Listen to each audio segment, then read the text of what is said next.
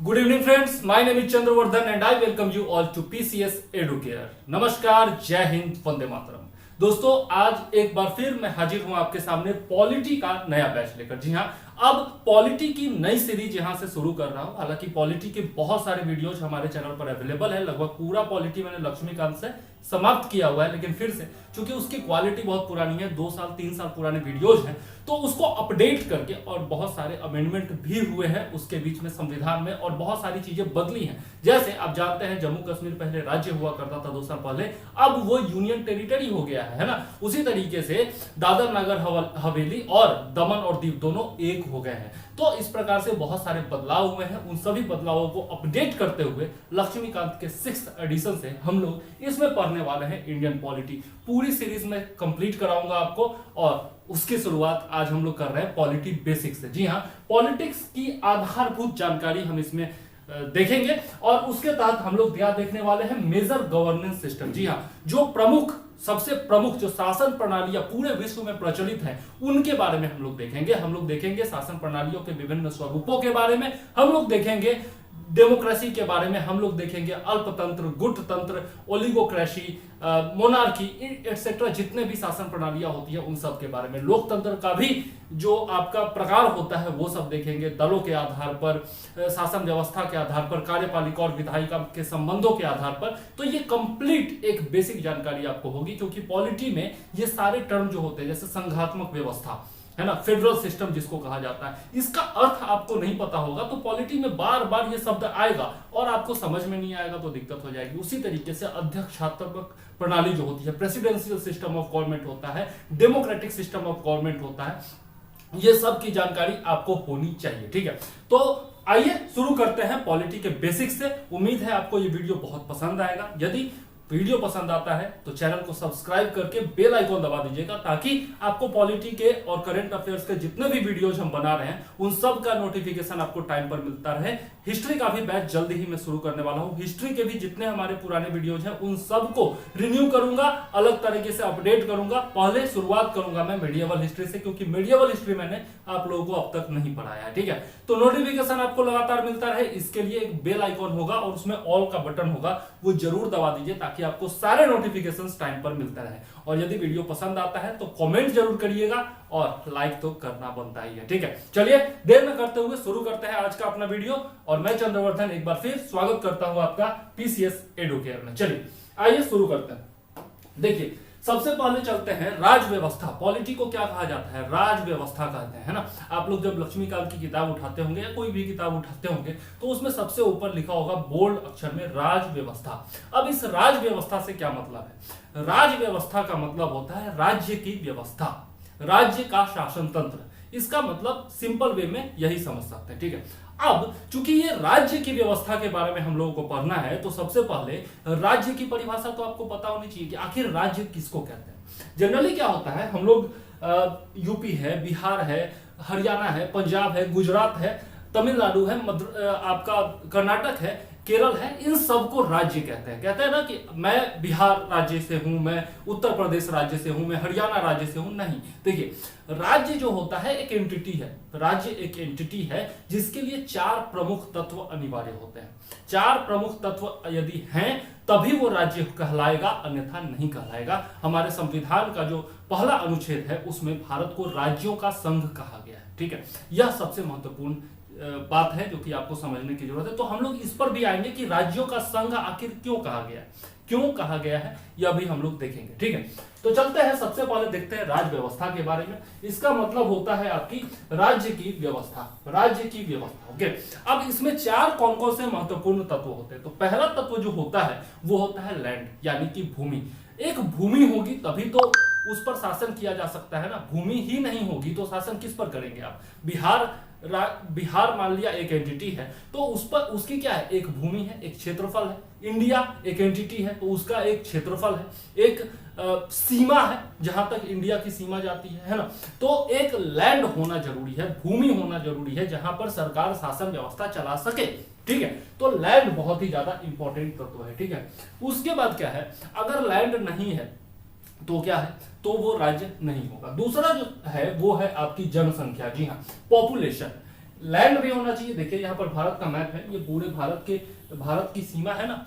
अब दूसरा क्या है, पॉपुलेशन। जी हाँ, पॉपुलेशन भी होना जरूरी है। आपके पास जमीन है लेकिन उस पर कोई जनसंख्या है ही नहीं, कोई लोग रहते ही नहीं है, तो फिर आप किस पर शासन करेंगे? नहीं कर सकते ना। शासन किस पर किया जाएगा? लोगों पर शासन किया जाएगा। लोकतंत्र को तो कहा ही जाता है जनता का, जनता के लिए और जनता के द्वारा शासन, है ना। तो अब्राहम लिंकन के शब्दों में तो पॉपुलेशन जो होता है वो बहुत ही महत्वपूर्ण चीज है, ठीक है। उसके बाद क्या है देखते हैं हम लोग। उसके बाद है आपका गवर्नमेंट, सरकार। जी हाँ, शासन करने के लिए कोई सरकार तो होनी चाहिए। सरकार ही नहीं होगी तो फिर शासन कौन करेगा? आपकी कार्यपालिका, विधायिका, न्यायपालिका, मतलब कि एग्जीक्यूटिव, जुडिशरी और लेजिस्लेटिव होना तो चाहिए, जो कोई कानून बनाएगा, कोई उसको इंप्लीमेंट कराएगा और कोई कानून का पालन न करने पर सजा देगा, है ना। तो इस तरीके से एक सरकार का होना अनिवार्य है जो कि एग्जीक्यूटिव का काम करती है, लोगों के लिए फैसले लेती है, देश के जो राज्य होता है उसके हित में निर्णय लेती है, ठीक है। अच्छा, सबसे जो महत्वपूर्ण तत्व है, इन चारों तत्वों में सबसे जो महत्वपूर्ण तत्व है वो है आपकी संप्रभुता। संप्रभुता यानी कि सोवरेनिटी। जी हाँ, ये सारे तत्व है, ये तीनों तत्व यदि है लेकिन सोवरेनिटी नहीं है तो फिर उसको राज्य नहीं कहा जा सकता। जैसे आजादी से पहले हमारे यहाँ क्या था? भूमि भी थी, लैंड भी था, जनसंख्या भी थी और सरकार भी थी। जी हाँ, अंतरिम सरकार बनाई गई थी ना जवाहरलाल नेहरू के नेतृत्व में, तो सरकार भी थी, लेकिन क्या था? सोवरेनिटी नहीं था। आजादी से पहले सोवरेनिटी नहीं था। हमें अपने विदेशी मामलों के लिए, अपने सेना से जुड़े हुए मामलों के लिए किसकी बात माननी पड़ती थी? अंग्रेजी महारानी की बात माननी पड़ती थी, है ना। तो हमारे पास क्या नहीं थी? संप्रभुता नहीं थी। हम अपने हित में खुद निर्णय लेने को स्वतंत्र नहीं थे। तो क्या उस समय भारत को राज्य कहा जाएगा? नहीं कहा जाएगा। उस समय भारत को राज्य नहीं कहा जाएगा। ये चारों के चारों तत्व विद्यमान होने चाहिए, लेकिन सबसे बड़ा जो तत्व विद्यमान होना चाहिए वो है संप्रभुता। जी हाँ, संप्रभुता आपके पास होनी चाहिए। अच्छा, भारत के जितने भी स्टेट्स हैं, जिनको आप लोग सो कॉल्ड स्टेट्स कहते हैं, राज्य कहते हैं, जैसे बिहार है, यूपी है, इन सब के पास भूमि भी है, जनसंख्या भी है, पॉपुलेशन भी है और सरकार भी है। राज्य सरकारें होती है ना, लेकिन क्या नहीं है? संप्रभुता नहीं है। संप्रभुता नहीं है, इसलिए इनको राज्य नहीं कहा जा सकता है। राज्य किसको कहा जाएगा? भारत को कहा जाएगा। क्यों? क्योंकि अपने आंतरिक मामलों, अपने विदेशी मामलों, अपने रक्षा से जुड़े मामलों, हर मामले के लिए भारत क्या है? संप्रभु राष्ट्र है। और यह हमारी प्रस्तावना में भी दिया हुआ है ना। आप लोगों को यदि प्रस्तावना याद है तो उसमें जरूर संप्रभु शब्द आप लोगों ने सुना होगा। संप्रभु प्रभुत्व, संपूर्ण प्रभुत्व संपन्न गणराज्य कहा जाता है ना, तो वहां पर से आया है आपका संप्रभुता, ठीक है। अच्छा, कुछ और उदाहरण देते हैं। जैसे तिब्बत की सरकार के बारे में आप लोग जानते होंगे। तिब्बत, जहां के दलाई लामा है, जो कि भारत में शरणार्थी हैं, उनकी बात मैं करता हूं। तो वहां पर देखते हैं हम लोग कि जनसंख्या भी है, तिब्बत की अपनी जनसंख्या भी है, तिब्बत की अपनी अस्थायी सरकार भी है जो कि भारत में ही निवास करती है, लेकिन वहां के प्रधानमंत्री होते हैं, ठीक है। और संप्रभुता नहीं है और क्या नहीं है? उनके पास क्या नहीं है? भूमि नहीं है। क्यों? क्योंकि चीन का उस पर अधिकार है। तो क्या उसको राज्य कहा जाएगा? नहीं कहा जाएगा। तिब्बत को राज्य नहीं कहा जाएगा। क्यों? क्योंकि न उसके पास भूमि है और न ही है संप्रभुता, ठीक है। जबकि दो तत्व है, जनसंख्या भी है और सरकार भी, ठीक है। तो इसी तरीके से हम कह सकते हैं कि राज्य होने के लिए कौन से चार तत्व अनिवार्य होते हैं? पहली होनी चाहिए भूमि यानी कि लैंड, दूसरा होना चाहिए क्या? जनसंख्या, तीसरा सरकार और चौथा सबसे महत्वपूर्ण जो है वो है संप्रभुता, ठीक है। अब आप लोग सोच रहे होंगे कि इन सब चीजों के बारे में हम लोग पढ़ क्यों रहे, ठीक है। तो इनसे बहुत सारे क्वेश्चंस पूछे गए हैं। देखिए, मैं आपको उदाहरण देता हूं। बीपीएससी का ये क्वेश्चन है, 39th बीपीएससी में ये क्वेश्चन पूछा गया कि भारत का प्रजातंत्र इस तथ्य पर आधारित है कि कौन कौन से तत्व? संविधान लिखित है, मतलब कि रिटन कॉन्स्टिट्यूशन है, यहां मौलिक अधिकार प्रदान किए गए हैं यानी कि fundamental rights have been given here. उसके बाद जनता को सरकारों को चुनने तथा बदलने का अधिकार है और उसके बाद है यहां राज्य के नीति निर्देशक तत्व है। अब देखिए, यहां पर अगर प्रजातंत्र जो है, डेमोक्रेसी जो है, उसके गुण अवगुण के बारे में आपको जानकारी नहीं होगी तो क्या इस क्वेश्चन का जवाब आप दे पाएंगे? नहीं दे पाएंगे, जबकि ये आस्क्ड क्वेश्चन है, पूछा हुआ क्वेश्चन है। तो ये जो चैप्टर है ना, इसको जनरली लोग नकार करके चलते हैं। लक्ष्मीकांत में भी ये नहीं दिया हुआ है, मैंने दृष्टि से उठाया है इसको, दृष्टि का डीएलपी नोट्स आता है वहां से लिया है। तो ये जो है आपका नहीं दिया हुआ है, बहुत सारी किताबों में आपको ये सारी चीजें नहीं मिलेगी, लेकिन इनसे क्वेश्चन पूछे जाते हैं, बीपीएससी में भी पूछे जाते हैं, अन्य जो पीसीएस होते हैं या यूपीएससी में भी ऐसे क्वेश्चंस पूछे जाते हैं जिसमें आपको अध्यक्षात्मक शासन प्रणाली यानी कि प्रेसिडेंशियल फॉर्म ऑफ गवर्नमेंट, आपका जो संसदीय प्रणाली होती है, पार्लियामेंट्री सिस्टम ऑफ गवर्नमेंट जो होता है, लोकतंत्र, डेमोक्रेसी जो है, इन सब का गुण अवगुण सब पता होना चाहिए। ठीक है, तो इसलिए ये चैप्टर बहुत ज्यादा इंपॉर्टेंट है। उसी तरीके से और भी कई सवाल इससे पूछे गए हैं। देखिए, निम्नलिखित कथनों पर विचार कीजिए। सरकार राज्य की व्यवहारिक अभिव्यक्ति है। राज्य से अभिप्राय किसी समाज की राजनीतिक संरचना से है। राज्य एक मूर्त धारणा है। और उपयुक्त कथनों में से कौन सा सत्य है, असत्य है, ये चुनना है। उसी तरीके से और भी क्वेश्चंस हैं।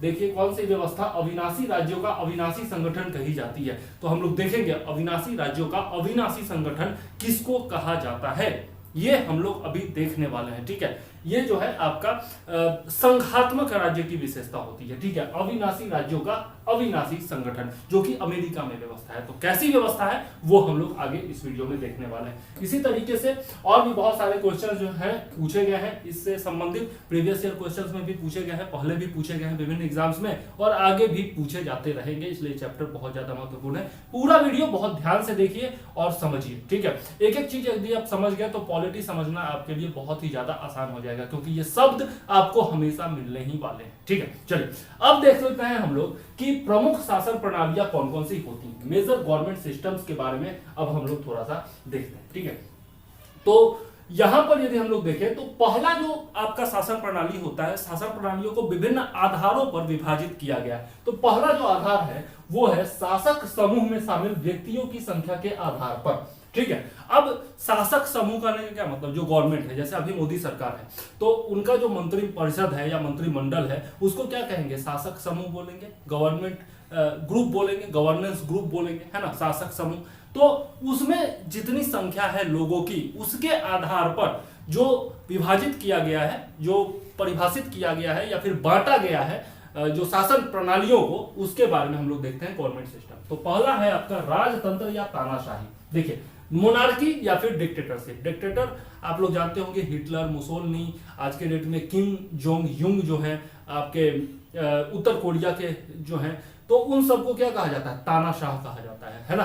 तो तानाशाही, डिक्टेटरशिप, जहां पर केवल एक बंदे का शासन होता है, एक आदमी का शासन होता है। ठीक है, हिटलर जर्मनी, मुसोलिनी इटली, और अभी किम जोंग युंग कहा उत्तर कोरिया। और आप चाइना का भी उदाहरण देख सकते हैं। चाइना में भी केवल और केवल सी जिनपिंग का चलता है। या फिर रशिया में भी एक तरह से कह सकते हैं, एक मतलब डायरेक्टली तो नहीं कह सकते, लेकिन इनडायरेक्टली कह सकते हैं, रशिया में भी पुतिन का ही चलता है, बाकी किसी का नहीं चलता है। और उन्होंने तो अपने आप को जब तक मरेंगे नहीं तब तक वही प्रेसिडेंट रहेंगे, ऐसा भी रूल ला दिया है। ठीक है, और उसके अलावा है मोनार्की। मोनार्की में क्या होता है? राजा का शासन, राजतंत्र, राजा का शासन। जैसे ब्रिटेन में पहले जो हुआ करता था, अभी तो नहीं है, हमारे यहाँ भी पहले क्या हुआ करता था, अलग अलग मैसूर राज्य का अलग शासक, टिप्पू सुल्तान के बारे में आप लोगों ने देखा होगा, बंगाल के अलग शासक, मराठा के अलग शासक, है ना, जो भी राज्य हुआ करते थे सबके अलग अलग शासक हुआ करते। तो उस समय क्या होता था? राजतंत्र हुआ करता था, राजा का शासन हुआ करता था, और राजा का आदेश ही सर्वोपरि होता था। चाहे आप अशोक के टाइम में देख ले, या फिर आप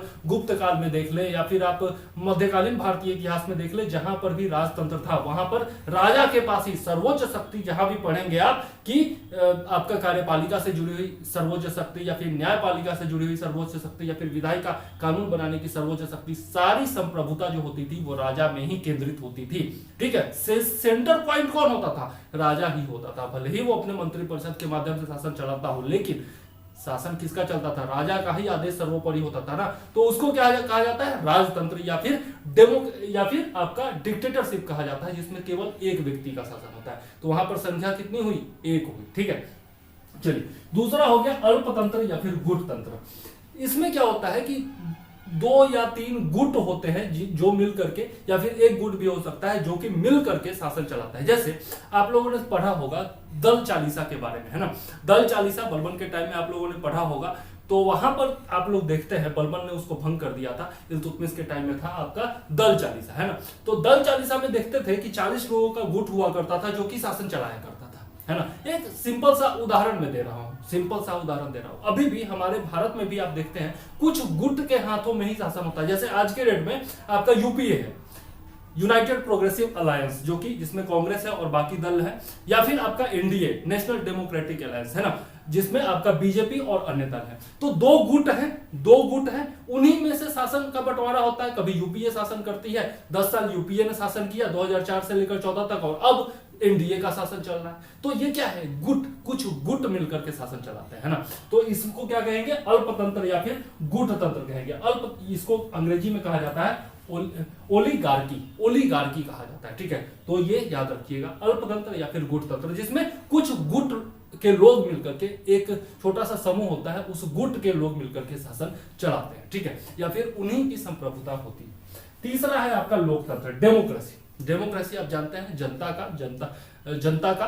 के द्वारा और जनता के लिए शासन, जो कि अब्राहम लिंकन ने इसको कहा है। तो लोकतंत्र में जनता का शासन होता है, जनता के द्वारा प्रत्यक्ष या अप्रत्यक्ष रूप से चुने गए प्रतिनिधि जो होते हैं वही शासन चलाते हैं। तो लोकतंत्र के बारे में तो खैर हम लोगों को पूरा पढ़ना ही है, क्योंकि भारत की राज्य व्यवस्था हम पढ़ने जा रहे हैं, तो उसमें लोकतंत्र के बारे में तो पढ़ेंगे ही, तो इसके बारे में बाद में चर्चा करेंगे, ठीक है। चलिए अभी हम शासन प्रणालियों के बारे में देखते हैं, ठीक है।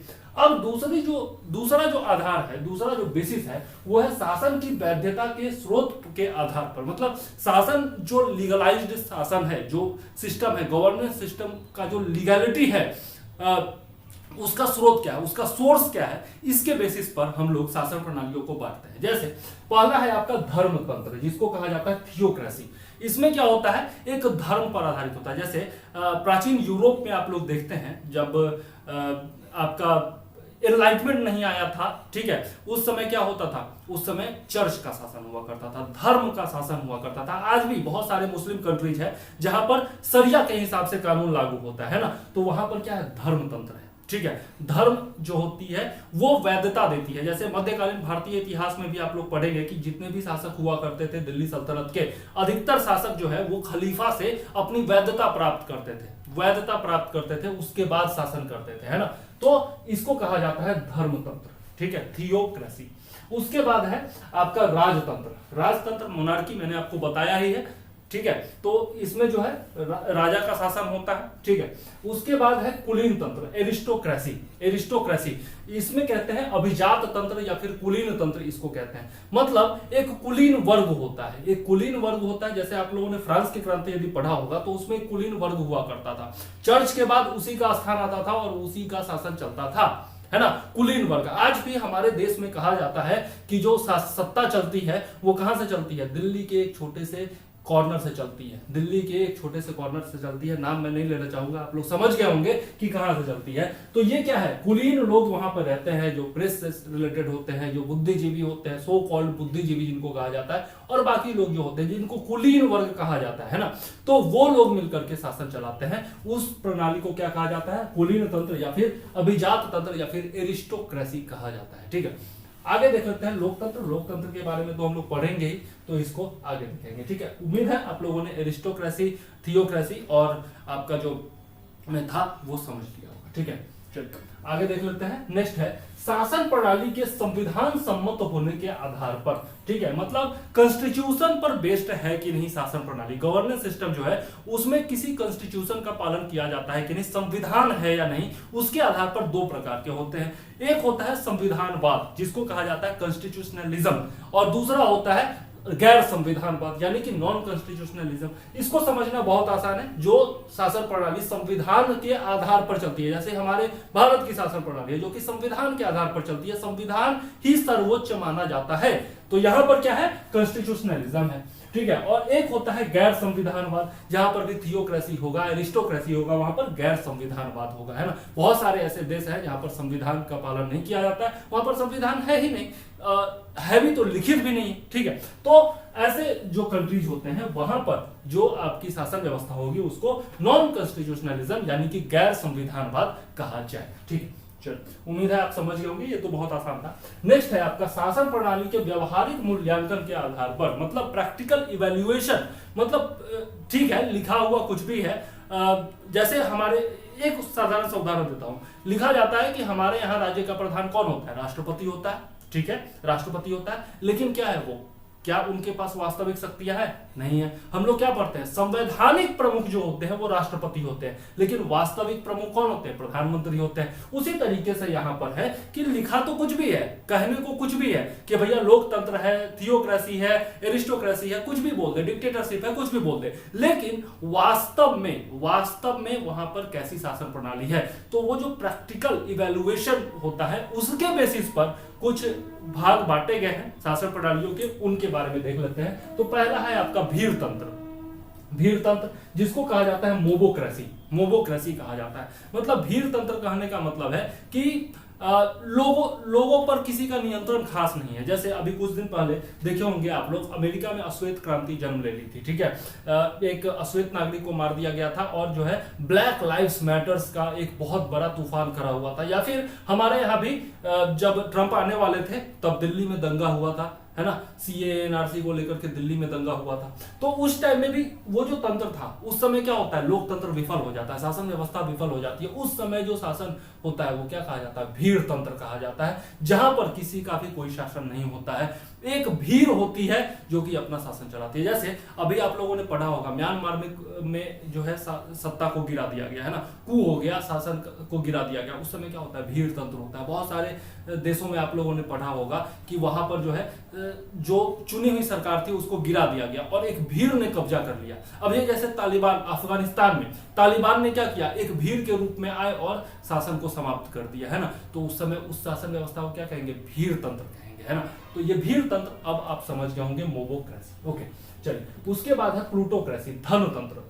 हमारे यहाँ देखते हैं कि धन तंत्र बहुत, वैसे डायरेक्टली तो हम लोग धन तंत्र नहीं कह सकते, लेकिन हमारे यहाँ क्या है, चुनाव व्यवस्था बहुत ज्यादा खर्चीली है और चुनाव का खर्च जो है वो राज्य के द्वारा वहन नहीं किया जाता। तो इसको क्या कहा जाएगा, कुछ मामले में धन तंत्र कहा जा सकता है, जहां पर धन का राज होता है। अब जैसे हमारे यहाँ डेमोक्रेसी है, ठीक है, डेमोक्रेसी है, लेकिन आप जब चुनाव में जाते हैं तो वहां पर धन का प्रयोग होता है कि नहीं है।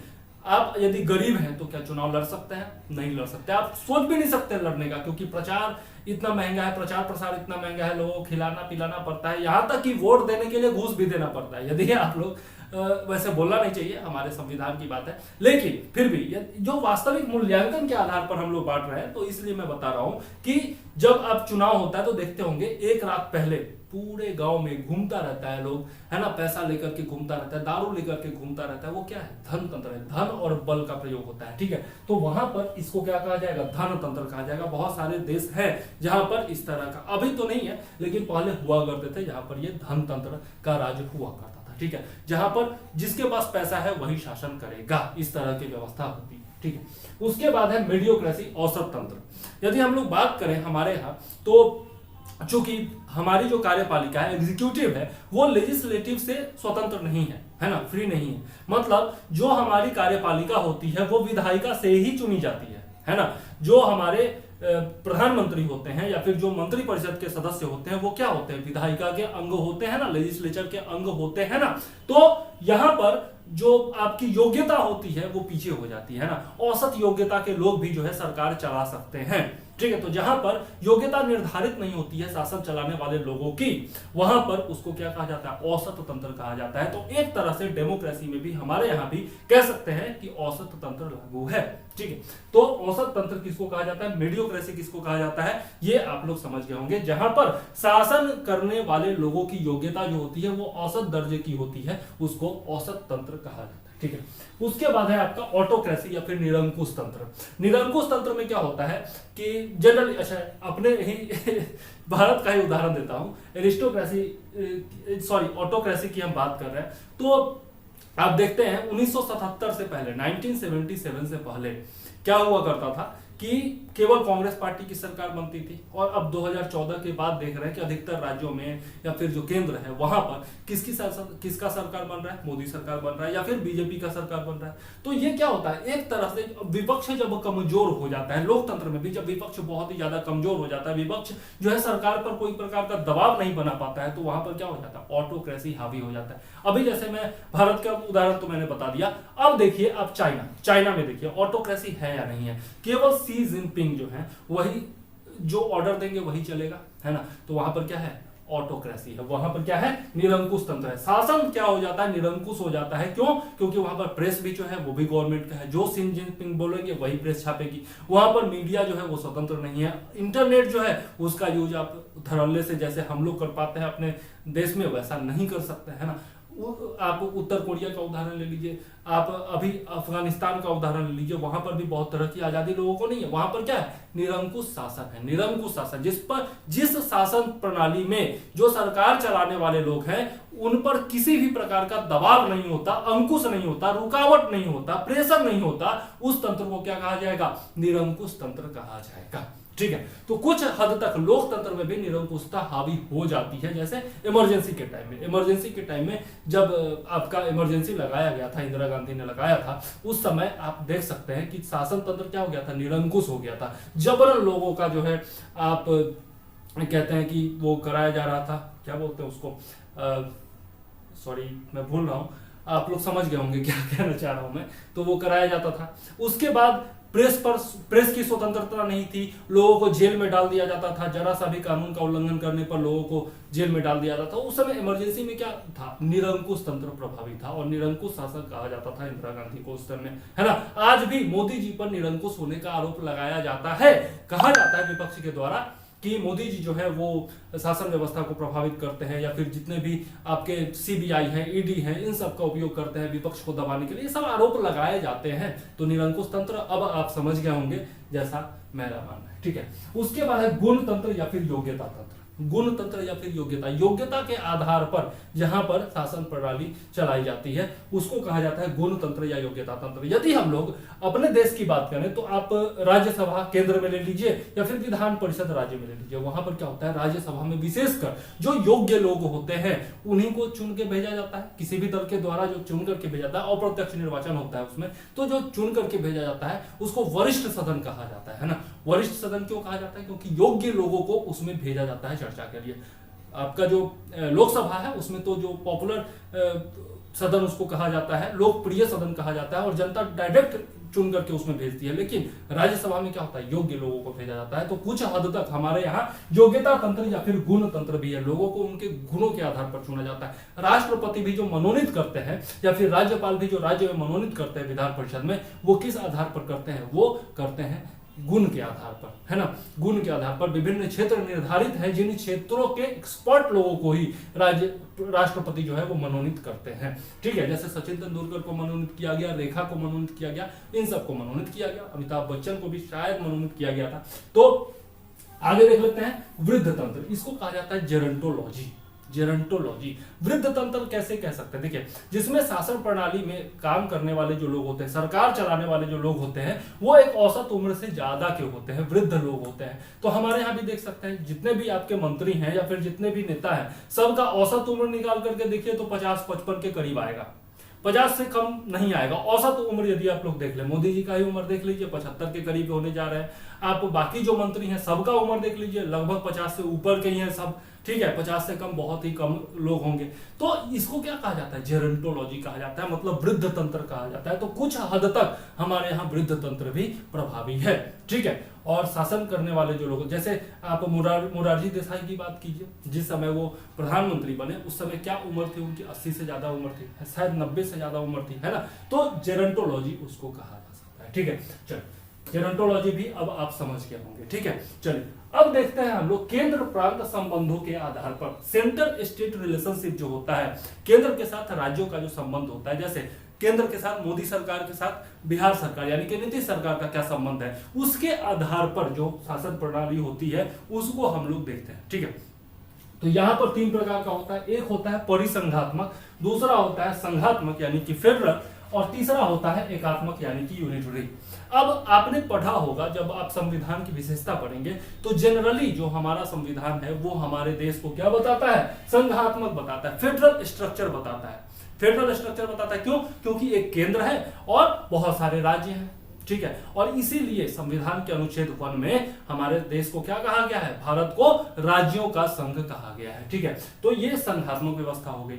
उसके बाद आता है एकात्मक व्यवस्था। अब जब इमरजेंसी लागू होता है या फिर अभी जो कोरोना आया था उस समय जो लागू किया गया आपका, तो उस समय क्या हो गया, संविधान जो है एकात्मक स्वरूप ले लिया। कुछ हद तक कोरोना काल में भी एकात्मक स्वरूप ले लिया और इमरजेंसी के टाइम में तो एकात्मक हो ही जाता है, ठीक है। या फिर राष्ट्रपति शासन जब लागू होता है तब भी एक तरह से एकात्मक हो जाता है, ठीक है। तो जनरली जो हमारा संविधान है वो भारत को क्या बताता है, संघात्मक बताता है, फेडरल स्ट्रक्चर है। लेकिन जब इमरजेंसी लागू होती है तो कुछ स्वरूपों में जो होता है हमारा शासन व्यवस्था वो एकात्मक हो जाता है। और परिसंघात्मक क्या होता है, देखिए परिसंघात्मक में क्या है कि कुछ राज्य है, कुछ क्षेत्र है जो कि आपस में एक समझौते के द्वारा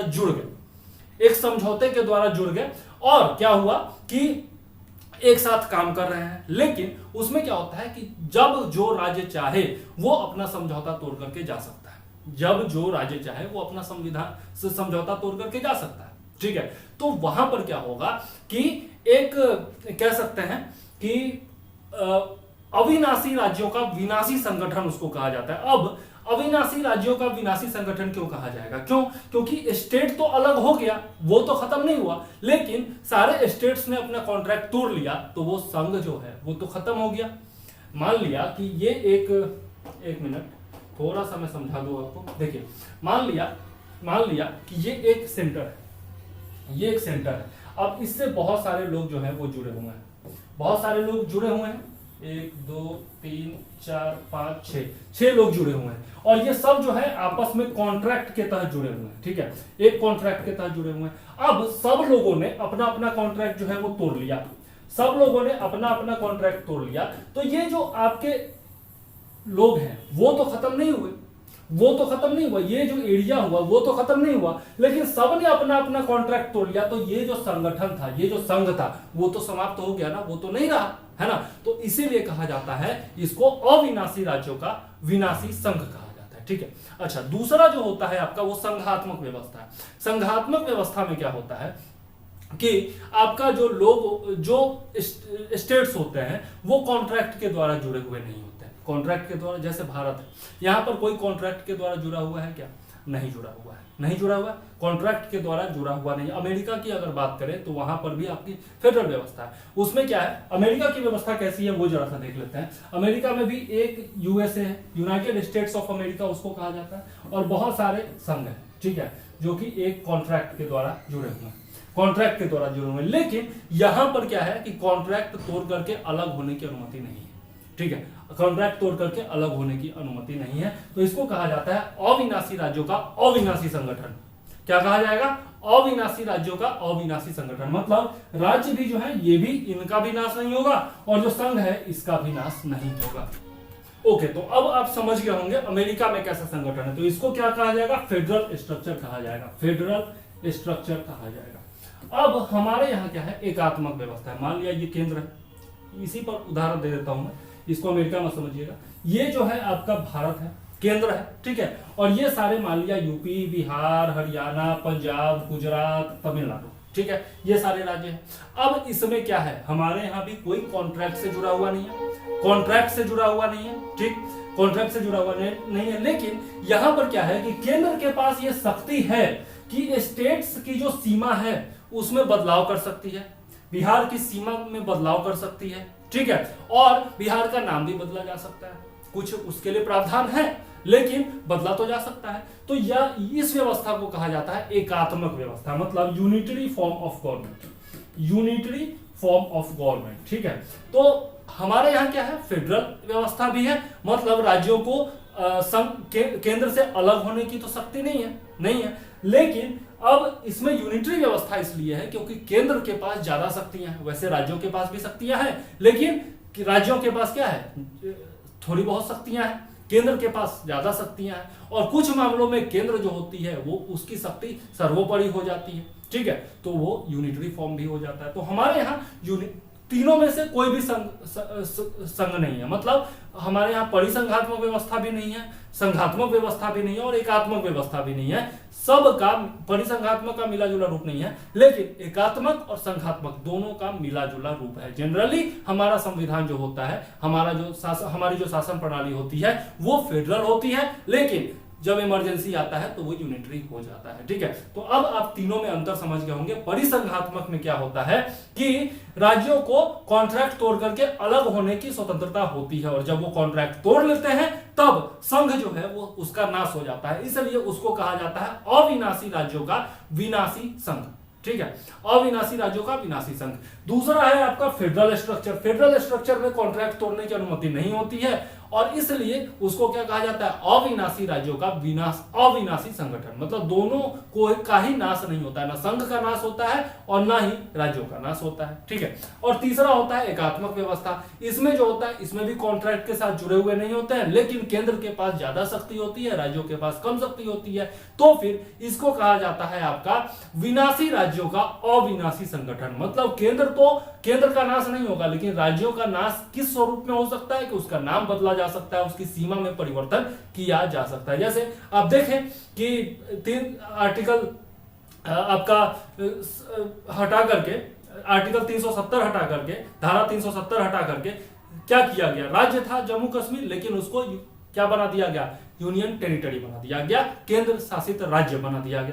लद्दाख को भी आपका बांट करके और केंद्र शासित राज्य बना दिया गया। उसी तरीके से दादर नागर हवेली और दमन और दीव दोनों को एक कर दिया गया। तो ये शक्ति किसके पास है, केंद्र के पास है, इसलिए उसको कहा जाएगा एकात्मक प्रणाली। ठीक है, तो अब हमारे यहाँ क्या व्यवस्था है, आप सोच सकते हैं कि हमारे यहाँ फेडरल स्ट्रक्चर और यूनिटरी सिस्टम दोनों का मिला जुला स्वरूप है। ठीक है, अब आप तीनों बहुत अच्छे तरीके से समझ गए होंगे जैसा मेरा अनुमान है। ठीक है, तो हम लोगों ने देखा, अब ये हम लोगों ने देख लिया कि केंद्र और प्रांत संबंधों के आधार पर, सेंटर स्टेट रिलेशनशिप के आधार पर परिसंघात्मक, संघात्मक और एकात्मक। ठीक है, हमारे यहाँ क्या है, संघात्मक प्लस एकात्मक का मिला जुला स्वरूप है। ठीक है, चलिए नेक्स्ट है कार्यपालिका एवं विधायिका के संबंधों के आधार पर। कार्यपालिका एवं विधायिका के संबंधों के आधार पर दो तरह की व्यवस्था, एक पार्लियामेंट्री सिस्टम और दूसरा है प्रेसिडेंशियल सिस्टम। तो हमारे यहाँ क्या है, हमारे यहाँ पार्लियामेंट्री सिस्टम को अपनाया गया है। अब इसमें क्या है, कार्यपालिका एवं विधायिका के बीच में संबंध, मतलब हमारे यहाँ जो कार्यपालिका है, जो एग्जीक्यूटिव है, जो प्रधानमंत्री या फिर मंत्री परिषद है, वो कहां से निकल करके आते हैं, लेजिस्लेटिव से आते हैं, विधायिका से निकल करके आते हैं। उनको विधायिका का अंग होना जरूरी है। आप लोग पढ़ेंगे आगे पॉलिटी में, मैं आपको पढ़ाऊंगा कि जो मंत्री होते हैं, यदि उनको बाहर से बुला करके मंत्री बना भी दिया जाता है तो भी 6 महीने के अंदर उनको लेजिस्लेटर का पार्ट बनना जरूरी हो जाता है, विधायिका का अंग होना जरूरी हो जाता है। या तो लोकसभा की सदस्यता लेनी होती है या राज्यसभा की सदस्यता लेनी होती है। जैसे हमारे विदेश मंत्री जो है, उनको बाहर से बुला करके और प्रधानमंत्री जी ने विदेश मंत्री बना दिया है ना, शंकर जी जो है, तो उनको बना दिया गया, लेकिन बाद में क्या किया गया, उनको राज्यसभा की सदस्यता दिलाई गई, राज्यसभा की सदस्यता उन्होंने ली, ग्रहण की, है ना। तो इसी तरीके से ममता बनर्जी जो है वो अपना चुनाव हार गई थी। राज्य की बात करें तो ममता बनर्जी जो है वो तो चुनाव हार गई थी अपना, तो बाद में उन्होंने इस्तीफा दिला करके अपने किसी विधायक को, और फिर वहां से दोबारा चुनाव लड़ी और जीत करके फिर लेजिस्लेचर का पार्ट बनी 6 महीने के अंदर। तो हमारे यहाँ जो एग्जीक्यूटिव है, कार्यपालिका है, उसको विधायिका का अंग होना ही पड़ता है। तो इसलिए कार्यपालिका और विधायिका एक दूसरे से स्वतंत्र हमारे यहाँ नहीं है, तो इसको क्या कहेंगे, संसदीय प्रणाली कहेंगे। इसके बहुत सारे गुण होते हैं, अवगुण होते हैं, उन सब पर हम लोग बाद में चर्चा करेंगे। ठीक है, और दूसरा होता है प्रेसिडेंशियल फॉर्म ऑफ गवर्नमेंट, जो कि कहां पर है, अमेरिका में है। इसका पार्लियामेंट्री सिस्टम ऑफ गवर्नमेंट, आपका ब्रिटेन भी इसका अच्छा उदाहरण है। ठीक है, और यहाँ पर प्रेसिडेंशियल सिस्टम की बात करें तो यहाँ पर जो कार्यपालिका होती है वो विधायिका से स्वतंत्र होती है। जरूरी नहीं है कि मंत्री परिषद के जो सदस्य होंगे वो विधायिका से ही चुने जाएंगे। जैसे अमेरिका में क्या होता है, राष्ट्रपति और उपराष्ट्रपति, प्रेसिडेंट और आपका जो उपराष्ट्रपति होते हैं उनका चुनाव अलग से होता है, और जो सेनेट होते हैं, जो आपके ऊपरी सदन और निचले सदन के लोग होते हैं, वो अलग से चुने जाते हैं। मतलब लेजिस्लेचर के सदस्य अलग से चुने जाते हैं। तो वहां पर जो है आपका प्रेसिडेंशियल सिस्टम होता है। हमारे यहाँ जो संसदीय प्रणाली है इसमें राष्ट्रपति होते हैं, लेकिन राष्ट्रपति नाम मात्र के संवैधानिक प्रमुख होते हैं। वास्तविक प्रमुख जो होते हैं वो प्रधानमंत्री होते हैं, जो कि जनता के द्वारा चुन करके आते हैं। अप्रत्यक्ष रूप से प्रधानमंत्री तो खैर अप्रत्यक्ष रूप से चुने जाते हैं, लेकिन जो भी लेजिस्लेचर के पार्ट होते हैं, जो भी अन्य मंत्री परिषद के सदस्य होते हैं, वो सब क्या होते हैं, चुन करके आते हैं जनता के द्वारा प्रत्यक्ष रूप से, ठीक है, या फिर अप्रत्यक्ष रूप से। यहां पर जो होता है प्रेसिडेंशियल सिस्टम ऑफ गवर्नमेंट में मंत्री परिषद के लोग जो होते हैं वो लेजिस्लेचर से हो ये अनिवार्य नहीं है, लेजिस्लेचर से हो ये अनिवार्य नहीं है, ठीक है। वहां पर जो भी फील्ड में एक्सपर्ट होते हैं, जैसे कोई वैज्ञानिक है तो उसको साइंस एंड टेक्नोलॉजी डिपार्टमेंट का बना दिया गया, कोई आपका स्पोर्ट्स में बहुत अच्छा है तो उसको स्पोर्ट्स मिनिस्टर बना दिया गया। तो एक्सपर्ट लोगों को बना दिया जाता है और उनको विधायिका का पार्ट होना जरूरी नहीं होता है। तो इसलिए अमेरिका में जो है विधायिका कार्यपालिका दोनों एक दूसरे से स्वतंत्र होती है। वैसे प्रणाली को कहा जाता है प्रेसिडेंशियल फॉर्म ऑफ गवर्नमेंट। यहाँ पर राष्ट्रपति जो होता है वो सत्ता का प्रमुख होता है, शासन का प्रमुख होता है। तो दोनों में अंतर आप लोगों ने समझ लिया होगा। इसके बारे में तो हम लोगों को आगे डिटेल में बहुत पढ़ना ही है, तो इसको फिलहाल छोड़ देते हैं, ठीक है। दूसरा आता है जनता और शासन के संपर्क के आधार पर। तो पहला है आपका प्रत्यक्ष लोकतंत्र और दूसरा है अप्रत्यक्ष लोकतंत्र। प्रत्यक्ष लोकतंत्र में क्या होता है कि जनता सीधे चुनती है अपने ऊपर शासन करने वाले को, सीधा चुनती है। प्राचीन यूनान में इस तरह की व्यवस्था हुआ करती थी, ठीक है। और दूसरा है अप्रत्यक्ष लोकतंत्र, ठीक है। हमारे यहाँ दोनों है। प्रत्यक्ष लोकतंत्र कहेंगे जब जो मंत्री परिषद के सदस्य, जो विधायक है, जो आपके सांसद है, उनको क्या होता है डायरेक्ट जनता चुनती है, ठीक है। लेकिन वहीं पर राज्यसभा के जो सदस्य होते हैं, जो आपके राष्ट्रपति होते हैं, जो प्रधानमंत्री होते हैं, वो उनका अप्रत्यक्ष निर्वाचन होता है। प्रधानमंत्री भी हालांकि लोकसभा से लड़ करके चुने जा सकते हैं, लेकिन वो एक सांसद के रूप में ही चुनाव लड़ते हैं। बाद में जो सांसद होते हैं वो अपना प्रमुख चुनते हैं, अपना नेता चुनते हैं और वो प्रधानमंत्री बनते हैं। तो प्रत्यक्ष और अप्रत्यक्ष दोनों रूप से चुनाव होता है हमारे यहाँ, इसलिए इसको क्या कहा जाएगा, प्रत्यक्ष लोकतंत्र भी आप समझ गए होंगे, अप्रत्यक्ष लोकतंत्र भी समझ गए होंगे आप लोग मेरे हिसाब से। जिसमें जनता डायरेक्ट चुनती है उसको प्रत्यक्ष लोकतंत्र कहा जाता है, जिसमें इनडायरेक्टली चुनती है उसको अप्रत्यक्ष लोकतंत्र कहा जाता है। और लोकतंत्र क्या होता है, इसमें जनता सर्वोपरि होती है, जनता का ही शासन होता है, ठीक है। उसके बाद है राजनीतिक दलों की संख्या के आधार पर। तो इसमें एक दलीय शासन व्यवस्था भी हो सकती है। चाइना में एक ही दल है, दूसरा कोई दल है ही नहीं। उसके बाद है द्विदलीय। द्विदलीय कहाँ है आपका, ब्रिटेन में आप देख सकते हैं, अमेरिका में देख सकते हैं, रिपब्लिकन एंड डेमोक्रेटिक अमेरिका में, है ना। तो उसी तरीके से द्विदलीय जहां पर दो दलों की प्रधानता होती है। और तीसरा है आपका बहुदलीय, जहां पर एक दो से ज्यादा दल होते हैं। जैसे हमारे यहाँ बहुत सारे दल हैं, अलग अलग दलों की अलग अलग स्टेट्स में सरकारें हैं, है ना। लेकिन हमारे यहाँ भी क्या हो गया है कि एक तरह से एक गुट बनता जा रहा है, जैसे कभी यूपीए का शासन, कभी एनडीए का शासन, है ना।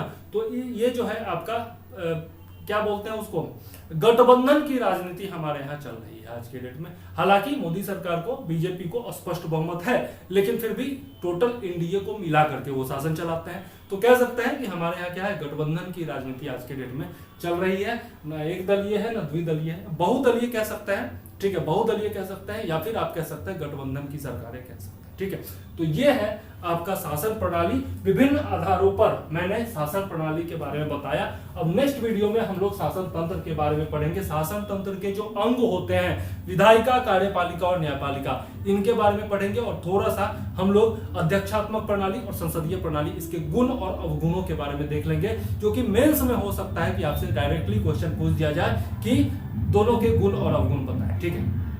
तो चलिए इस वीडियो में फिलहाल इतना ही। मैं चंद्रवर्धन लेता हूं आपसे इजाजत, लेकिन वीडियो समाप्त करने से पहले रिक्वेस्ट यही है कि वीडियो यदि पसंद आए तो लाइक जरूर कर दीजिएगा, कमेंट में अपने विचार जरूर बताइएगा, और साथ में यदि चैनल पर नए हैं तो सब्सक्राइब करके क्या करना है, बेल आइकन दबा देना है और ऑल का बटन जरूर दबा दीजिएगा, ताकि सारे वीडियोस का नोटिफिकेशन सबसे पहले आपके पास पहुंच सके, ठीक है। पॉलिटी इसी तरीके से डिटेल में पढ़ेंगे, एक एक चीज पढ़ेंगे, बेसिक से लेकर के और जीरो से लेकर हीरो लेवल तक हम लोग चलेंगे, ठीक है। तो पॉलिटी का पहले से भी वीडियो मौजूद है, वो भी देख सकते हैं, ये भी देख सकते हैं, एकदम नया फॉर्म में अपडेटेड वीडियो ये होगा, ठीक है। चलिए इसी के साथ लेते हैं आपसे विदा, मिलेंगे फिर नेक्स्ट वीडियो में। तब तक के लिए जय हिंद, वंदे मातरम।